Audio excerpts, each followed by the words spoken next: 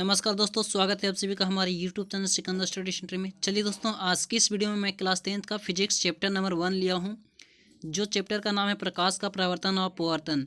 इस चैप्टर में जितने भी ऑब्जेक्टिव बनेगा, सारे ऑब्जेक्टिव को मैं इस वीडियो में लिया हूं। जितने भी ऑब्जेक्टिव बन सकते हैं इस चैप्टर से, सारे ऑब्जेक्टिव को मैं इस वीडियो में लिया हूं। तो आप इस वीडियो को शुरू से अंत तक देखें। कोई भी ऐसा प्रश्न नहीं होगा जो आपसे छूट पाएगा। बस आप इस वीडियो को शुरू से अंत तक देखिएगा। तो चलिए वीडियो को स्टार्ट करते हैं। अगर जो वीडियो अच्छा लगेगा तो वीडियो को लाइक और चैनल को सब्सक्राइब जरूर कीजिएगा दोस्तों। इससे पहले अगर जो आप इस चैनल पर पहली बार आए हैं तो इस चैनल को सब्सक्राइब कर ले, सिकंदर स्टडी सेंटर को सब्सक्राइब कर ले। चलिए वीडियो को स्टार्ट करते हैं। यहाँ पे प्रश्न हमारे पास आ चुका है। फर्स्ट प्रश्न का आंसर जानते हैं। पहला प्रश्न यहाँ पे है, अगर जो उत्तर आप जानेंगे इसका, जैसे में यहाँ पे प्रश्न है क्वेश्चन और हमने प्रकाश की किरण गमन करती है। यहाँ पे 4 ऑप्शन दिया हुआ है। चारों ऑप्शन को मैं पढ़ता हूँ।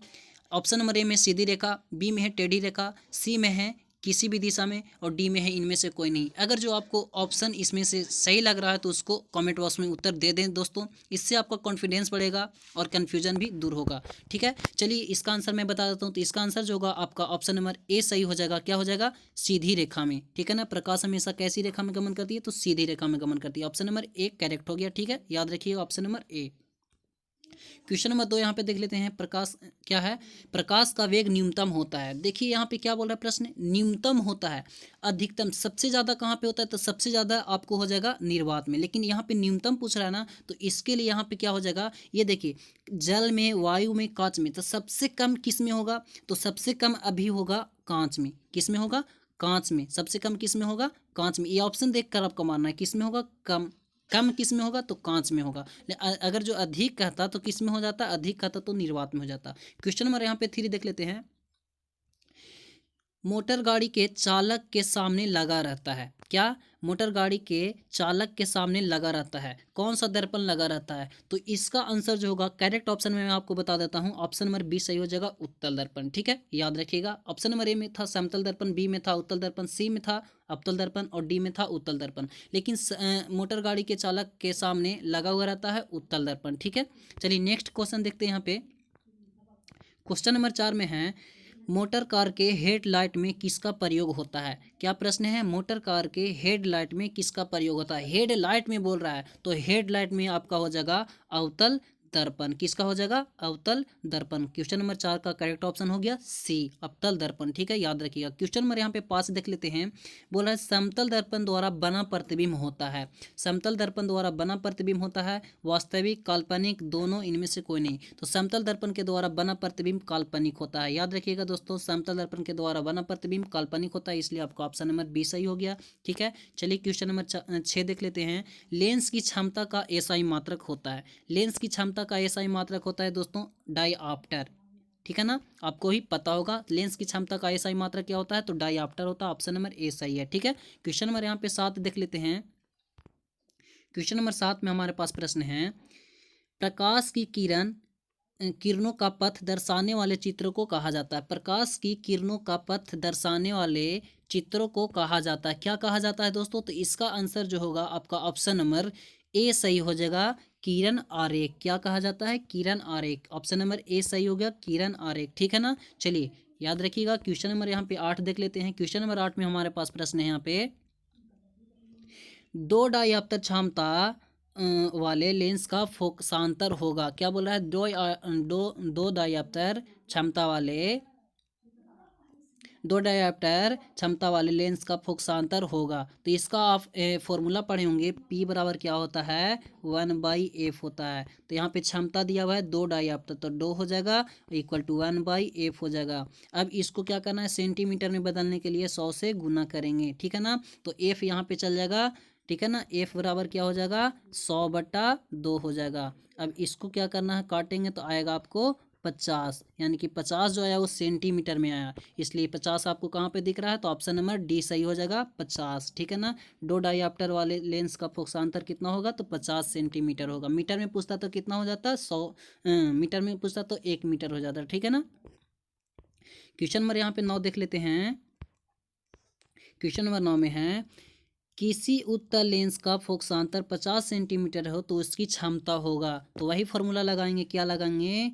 P बराबर 1/f। अब यहाँ पे क्या बोल रहा है 50 सेंटीमीटर हो जाएगा। और क्या बोल रहा है कौन सी उत्तल लेंस बोल रहा है, ठीक है ना। तो उत्तल लेंस का क्या होता है फोकस अंतर पॉजिटिव होता है। तो इसके लिए अभी यहाँ पे क्या हो जाएगा P बराबर क्या हो जाएगा 1/f का वैल्यू यहाँ पे दिया हुआ 50 और क्या करेंगे गुना करेंगे 100 से। तो 100 से गुना हो जाएगा, इसको डायप्टर मीटर में होता है ना।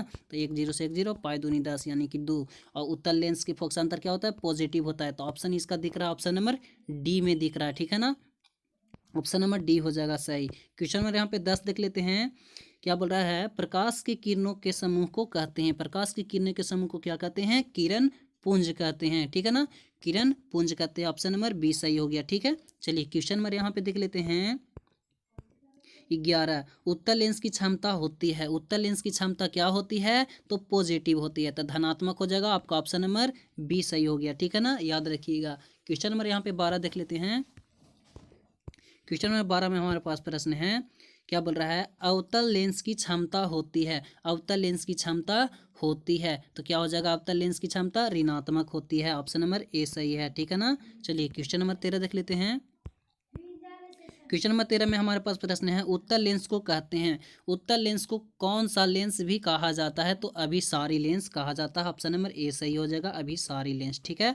चलिए क्वेश्चन नंबर यहाँ पे देख लेते हैं 14। तो क्वेश्चन नंबर 14 में हमारे पास प्रश्न यहाँ पे है कुछ इस तरह से अवतल लेंस को कहते हैं। अब क्या बोल रहा है अवतल लेंस को कहते हैं तो अपसारी लेंस कहते हैं। अवतल लेंस को किस नाम से और जाना जाता है तो अपसारी लेंस, ऑप्शन नंबर सी सही है, ठीक है। क्वेश्चन नंबर यहाँ पे 15 देख लेते हैं। क्वेश्चन नंबर 15 में हमारे पास प्रश्न है निम्न में कौन सा पदार्थ लेंस बनाने के लिए प्रयुक्त नहीं किया जा सकता है, निम्न में से कौन सा पदार्थ लेंस बनाने के लिए प्रयुक्त नहीं किया जा सकता है। जल को किया जा सकता है, कांच को किया जा सकता है, प्लास्टिक को किया जाता है, तो किसको नहीं किया जा सकता है तो मिट्टी को, ऑप्शन नंबर डी सही हो गया मिट्टी को, ठीक है। क्वेश्चन नंबर यहाँ पे देख लेते हैं 16। क्वेश्चन नंबर 16 में हमारे पास प्रश्न है किस दर्पण से हमेशा वस्तु से छोटा प्रतिबिंब प्राप्त होता है, किस दर्पण से हमेशा वस्तु से छोटा प्रतिबिंब प्राप्त होता है। तो इसका आंसर जो होगा आपका ऑप्शन नंबर बी सही हो जाएगा, यहाँ पे उत्तल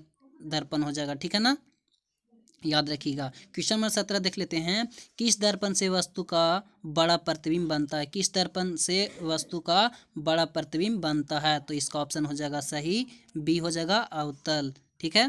क्वेश्चन नंबर यहाँ पे 18 देख लेते हैं। क्वेश्चन नंबर 18 में हमारे पास प्रश्न है प्रकाश के परावर्तन के कितने नियम हैं, प्रकाश के परावर्तन के कितने नियम हैं। तो इसका आंसर जो होगा 2 हो जाएगा, ऑप्शन नंबर बी सही हो जाएगा। प्रकाश के परावर्तन के कितने नियम तो 2 नियम, ठीक है। क्वेश्चन नंबर 19 देख लेते हैं।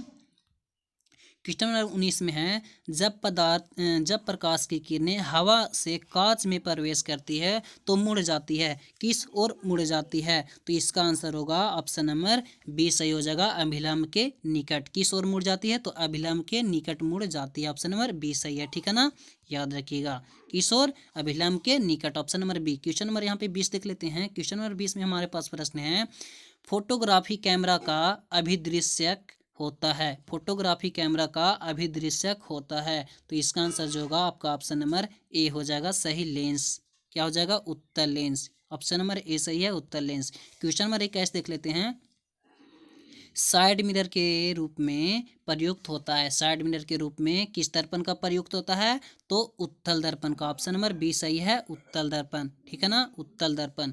क्वेश्चन नंबर अब देख लेते हैं 22। क्वेश्चन नंबर 22 में हमारे पास प्रश्न है एक अवतल दर्पण की फोकस दूरी 10 सेंटीमीटर हो तो उसकी वक्रता त्रिज्या होगी। तो आप लोग एक फॉर्मूला पढ़े होंगे R बराबर 2F। यहाँ पे क्या बोल रहा है फोकस दूरी क्या है 10 सेंटीमीटर, तो R का वैल्यू निकालना है तो 2 गुने कितना हो जाएगा F का वैल्यू 10, तो 10 दूनी कितना हो गया 20, तो कितना हो जाएगा R बराबर 20 सेंटीमीटर। तो 20 आपको कहाँ पे दिख रहा है तो 20 आपका ऑप्शन नंबर बी में दिख रहा है, ऑप्शन नंबर बी में दिख रहा है, तो आपका ऑप्शन नंबर बी सही हो गया 20 सेंटीमीटर, ठीक है। क्वेश्चन नंबर यहाँ पे देख लेते हैं 23 में क्या बोल रहा है निर्गत किरण एवं अभिलंब के बीच के कोण को कहते हैं, निर्गत किरण एवं अभिलंब के बीच के कोण को कहते हैं, क्या कहते हैं। तो इसका आंसर जो होगा आपका ऑप्शन नंबर सी सही हो जाएगा निर्गत कोण कहते हैं, निर्गत किरण एवं अभिलंब के बीच के कोण को कहते हैं निर्गत कोण। क्वेश्चन नंबर 24 देख लेते हैं सरल सूक्ष्मदर्शी में किसका उपयोग होता है? तो सरल सूक्ष्मदर्शी में किसका उपयोग होता है? तो उत्तल क्या होता है? उत्तल लेंस का होता है। ऑप्शन नंबर डी सही हो गया, उत्तल लेंस। ठीक है ना। अब यहाँ पे क्वेश्चन नंबर अब नेक्स्ट देख लेते हैं। क्वेश्चन नंबर 25 में हमारे पास प्रश्न है, उत्तल लेंस के द्वारा सिर्फ काल्पनिक प्रतिबिंब बनता है।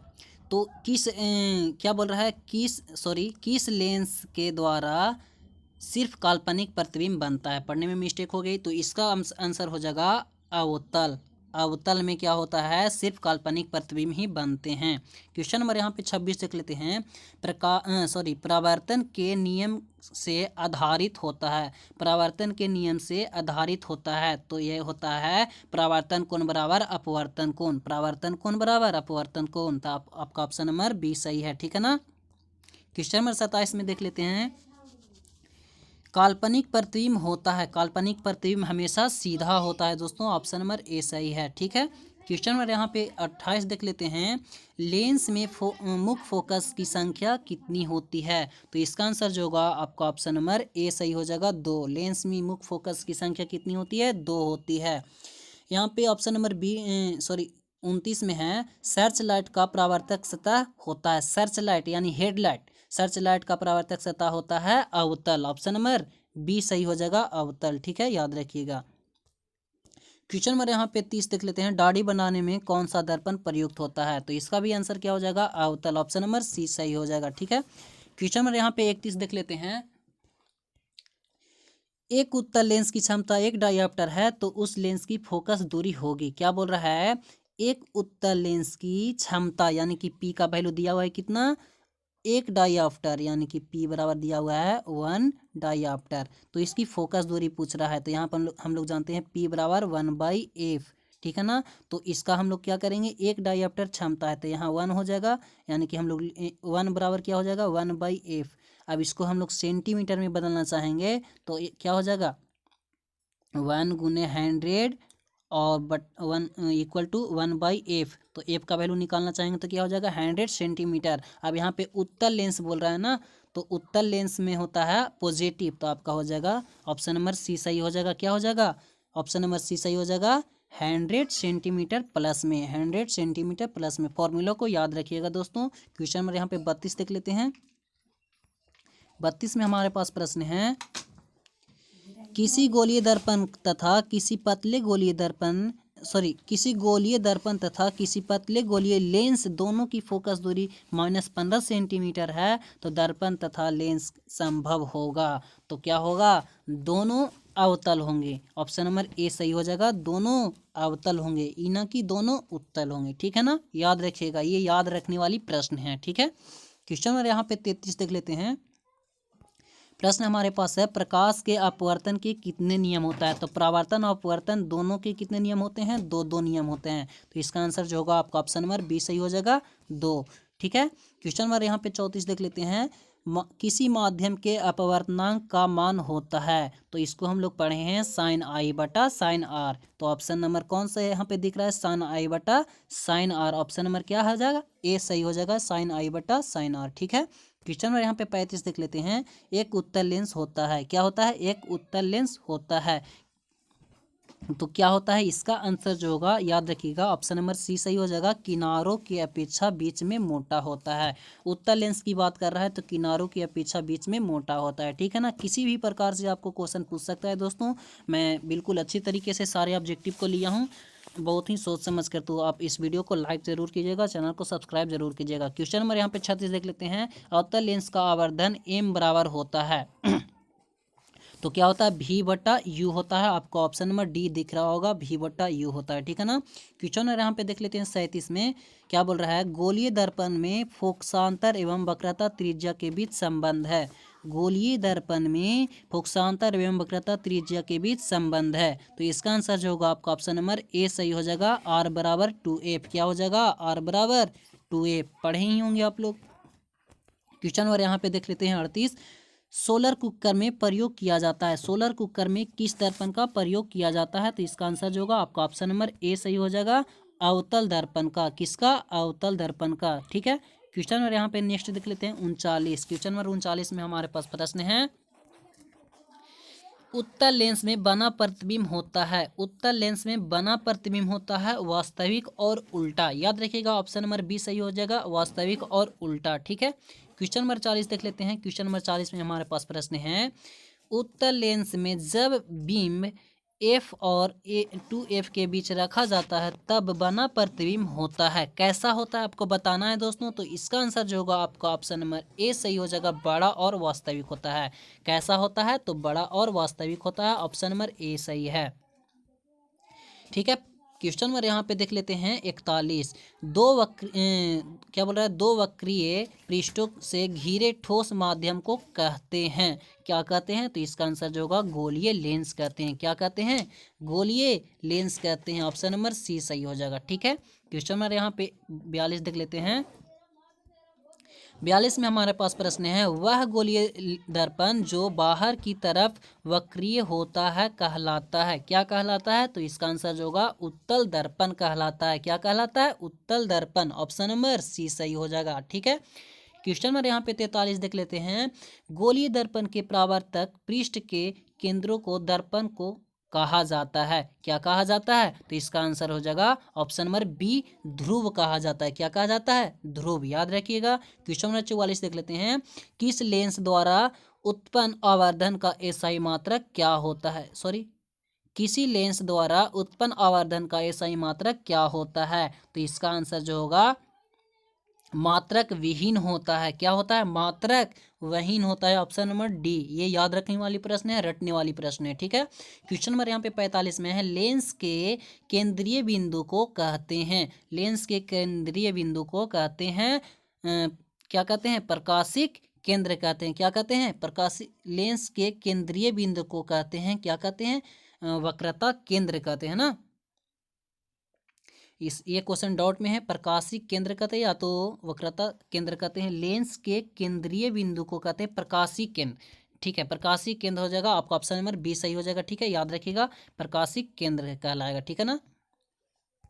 क्वेश्चन नंबर यहाँ पे देख लेते हैं 46 में। क्वेश्चन नंबर 46 में हमारे पास प्रश्न है, किसी शब्दकोश में पाए गए छोटे अक्षरों को पढ़ते समय आप निम्न में कौन सा लेंस पसंद करेंगे, मतलब कौन से लेंस आप लगाना चाहेंगे, तो इसका आंसर जो होगा आपका ऑप्शन नंबर यहाँ पे कौन सा हो जाएगा, डी सही हो जाएगा, करेक्ट ऑप्शन। याद रखिएगा दोस्तों, ऑप्शन नंबर डी सही हो जाएगा। 5 सेंटीमीटर फोकस दूरी का उत्तल लेंस, याद रखिएगा 5 सेंटीमीटर की फोकस दूरी उत्तल लेंस। क्वेश्चन नंबर यहाँ पे देख लेते हैं 47 में हमारे पास प्रश्न है, इनमें से कौन दर्पण का सूत्र है, बोल रहा है इनमें से कौन दर्पण का सूत्र है। तो हम लोग पढ़े हैं दोस्तों 1/v + 1/u = 1/f। तो आपका यहाँ पे कौन सा ऑप्शन दिख रहा होगा वैसा, तो ऑप्शन नंबर ए दिख रहा है हमारा वैसा, तो ऑप्शन नंबर ए सही हो जाएगा। ठीक है, क्वेश्चन नंबर 48 देख लेते हैं। क्वेश्चन नंबर 48 में हमारे पास प्रश्न है, गोलीय दर्पण का वक्रता केंद्र को किस अक्ष से निरूपित किया जाता है, गोलीय दर्पण का वक्रता केंद्र को किस अक्ष से निरूपित किया जाता है, तो ऑप्शन नंबर यहाँ पे ए सही हो जाएगा, सी से। ठीक है ना, किस से, सी से। ठीक है, ऑप्शन नंबर ए सही है। क्वेश्चन नंबर 49 देख लेते हैं। क्या है प्रश्न हमारे पास, निर्वात में प्रकाश की चाल होती है, यहाँ पे चाल लिखा गया है, चाल होती है, तो 3 × 10⁸ मीटर प्रति सेकेंड होती है। इसके लिए आपका ऑप्शन नंबर ए सही हो जाएगा। यहाँ पे 10⁸ हो जाएगा, पावर में 8 होगा। ठीक है ना।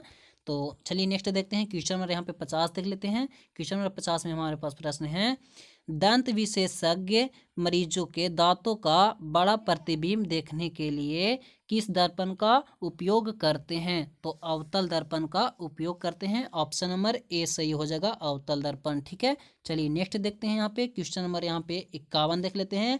पतले लेंस की आवर्धन क्षमता होती है, पतले लेंस की आवर्धन क्षमता क्या होती है, कम होती है। ऑप्शन नंबर ए सही है। ठीक है ना।